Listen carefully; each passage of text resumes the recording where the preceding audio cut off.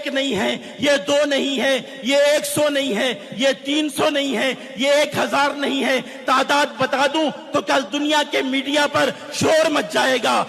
একদিকে ভারতের আকাশ সীমা লঙ্ঘন করে পাকিস্তানের ড্রোন ঢুকছে ভারতে এবং কাশ্মীরের মতন জায়গায়, অন্যদিকে পাকিস্তান বাংলাদেশকে সঙ্গে নিয়ে আইএসআইকে সঙ্গে নিয়ে একটা নতুন ষড়যন্ত্র করছে। ঠিক সেই সময় হাফিজ সাইদের ভয়ানক অডিও বার্তা ভাইরাল, যেইখানে তিনি পরিষ্কার করে বলছেন ভারতের বিরুদ্ধে লড়াই করার জন্য একজন নয়, দুজন নয়, হাজার হাজার জঙ্গি। তিনি স্পষ্ট করে সংখ্যা বলছেন না, তাতে কিনা গোটা বিশ্বে তুলমুল পড়ে যাবে বা এক প্রকার চরম বিশৃঙ্খল পরিস্থিতি তৈরি হয়ে যাবে এবং প্রত্যেকে মৃত্যুর জন্য প্রস্তুত। এই ভাইরাল অডিও বার্তা বা এই হুমকিতে পরিষ্কার হয়ে যাচ্ছে যে নতুন কোনো হামলার ছক পেহেলগাঁও হামলার মতন এই হাফিজ সাইদ করছে। এই তার যে গুরুত্বপূর্ণ সঙ্গী সাইফুল্লাহ কাসরি, এই সাইফুল্লাহ কাসরি, হাফিজ সাইদ, তারা একসঙ্গে ভারতের বিরুদ্ধে ভয়ানক প্ল্যান করছে যাতে কিনা ফের ভারতের সার্বভৌমত্বকে আঘাত করা যায়। নমস্কার, আপনারা দেখছেন ইনসাইডার, আমি আপনাদের সঙ্গে রয়েছি মণি ভট্টাচার্য।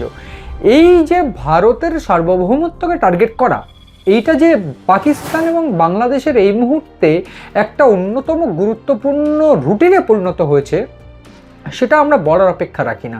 কিন্তু বারবার করে আমরা দেখেছি অপারেশন সিঁদুরের পর কিভাবে পাকিস্তানের জঙ্গি ঘাঁটিগুলি ভেঙে দেওয়া হয়েছিল। পাকিস্তানের জঙ্গি ঘাঁটিগুলি ভেঙে দেওয়ার পর পাকিস্তান এইটা বুঝতে পারছিল যে তাদেরকে খুব তাড়াতাড়ি সার্ভাইভ করতে গেলে কিন্তু রিকভার করতে হবে। ঠিক এই জায়গা থেকে আমেরিকার ফান্ড নিয়ে আমরা এর আগেও দেখছিলাম বা বারবার করে এই অনুষ্ঠানেই বলার চেষ্টা করছিলাম যে পাকিস্তান কিভাবে জঙ্গিদের থেকে ফান্ড নিয়ে বা বলা ভালো জঙ্গিদের রিকভারি করার জন্য আইএসআই এবং পাকিস্তানি সেনা ফান্ড অ্যাকোয়ার করছে অন্তত আমেরিকার মতন একটি দেশের থেকে।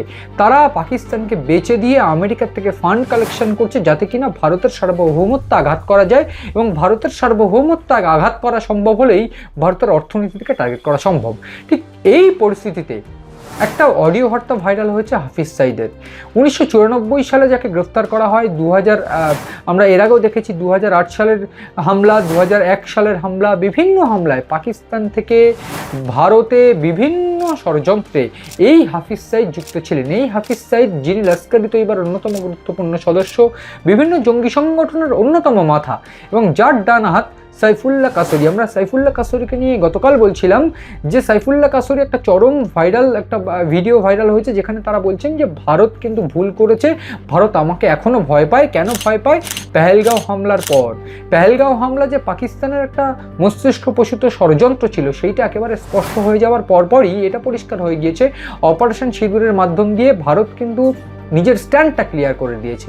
ঠিক সেই জায়গায় এইবার ভারতের একটা গুরুত্বপূর্ণ পদক্ষেপ যে ভারত নিজেদের ডিফেন্সকে আরও স্ট্রংলি সহায়তা শুরু করেছে। ঠিক এই পরিস্থিতিতে আমরা গতকাল যেটা দেখেছি, কাশ্মীরের যে লাইন, সেই লাইনে 3টি জেলা রাজৌরি, পুঞ্চ এবং সাম্বা, এই 3টি জেলায় বেশ কয়েকটি পাকিস্তানি ড্রোন ভারতের সীমায় ঢুকে পড়ে এবং ঢুকে পড়ার পর সেগুলি ভারতীয় সেনার তরফ থেকে গুলি করে সেগুলো নামানোর চেষ্টা করা হয়, যদিও এই ড্রোনের তরফ থেকে পাল্টা কোনো হামলা করা হয়নি। এবং বছরের শুরুতেই কি ভারত পাকিস্তান সংঘাত বাঁধবে তা নিয়ে কিন্তু একটা চরম জলঘোলার পরিস্থিতি তৈরি হয়েছিল। ঠিক এই পরিস্থিতিতে এই হাফিজ সাইদের বার্তা, হাফিজ সাইদ পরিষ্কার করে বলছেন যে ভারতের বিরুদ্ধে লড়াই করার জন্য একজন নয়, দুজন নয়, ঠিক সংখ্যাটা বলা যাবে না, তারা সবাই শহীদ হতে প্রস্তুত, তারা সবাই প্রতিশোধ নিতে প্রস্তুত।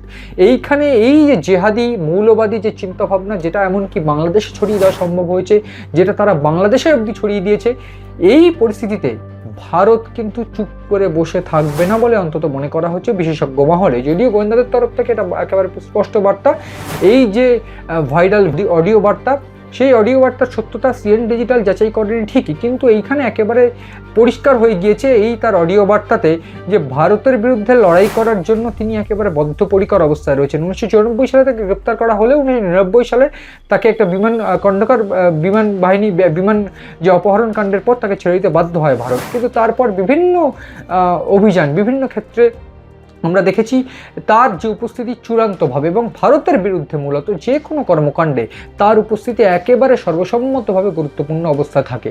এবং 2019 সালে একেবারে তাকে ব্যান করে দেওয়া হলেও, তাকে একেবারে ঘোষিতভাবে ব্যান করে দেওয়া হলেও, রাষ্ট্রপুঞ্জ কর্তৃক ব্যান করে দেওয়া হলেও তাকে পাকিস্তান গ্রেফতার করতে পারেনি। পাকিস্তানের তরফ থেকে পরিষ্কার বার্তা এসেছিল যে কোনোভাবে পাকিস্তানে তারা নেই এইখানে, বা তিনি নেই। এইখানে একটা বিষয় বলে রাখা প্রয়োজন যে পাকিস্তান সেনা যে এই জঙ্গিদের সাহায্য করছে সেইটা গতকাল সাইফুল্লাহ কাসরের মুখের যে ভিডিও আমরা পেয়েছিলাম সেইখানেই স্পষ্ট হয়ে গিয়েছিল। ফলে এইখানে দাঁড়িয়ে এটা পরিষ্কার যে পাকিস্তানি সেনা, পাকিস্তানি আইএসআই তারা একসঙ্গে এই জঙ্গিদের সাহায্য করছে এবং হাফিজ সাইদের মতো জঙ্গিরা যারা কিনা এই মিলিশিয়া গঠন করে ছোটোখাটো স্কুল থেকে অবধি জঙ্গি হায়ার করে একটা ভয়ানক পরিস্থিতি তৈরি করতে চাইছে ভারতের বিরুদ্ধে, ভারতের সার্বভৌমত্বকে টার্গেট করে।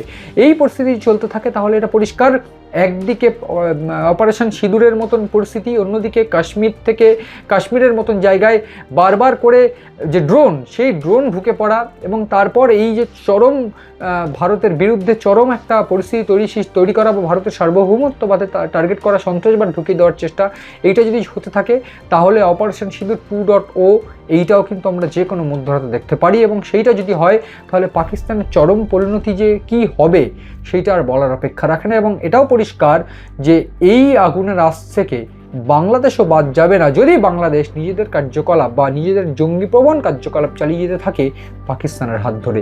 একদিকে নর্থ ইস্ট টার্গেট করা, অন্যদিকে ভারতের সার্বভৌমত্বের উপর আঘাত হানতে চিকেন স্নেককে টার্গেট করা, যেটা কিনা বিভিন্নভাবে বাংলাদেশের তরফ থেকেও গুঞ্জন শোনা যাচ্ছে। এমনটা যদি হয় তাহলে যে আগুনে পাকিস্তান পূর্বে সেই আগুনের তাপে কিন্তু বাংলাদেশকেও জ্বলতে হবে, এমন মত বিশেষজ্ঞদের।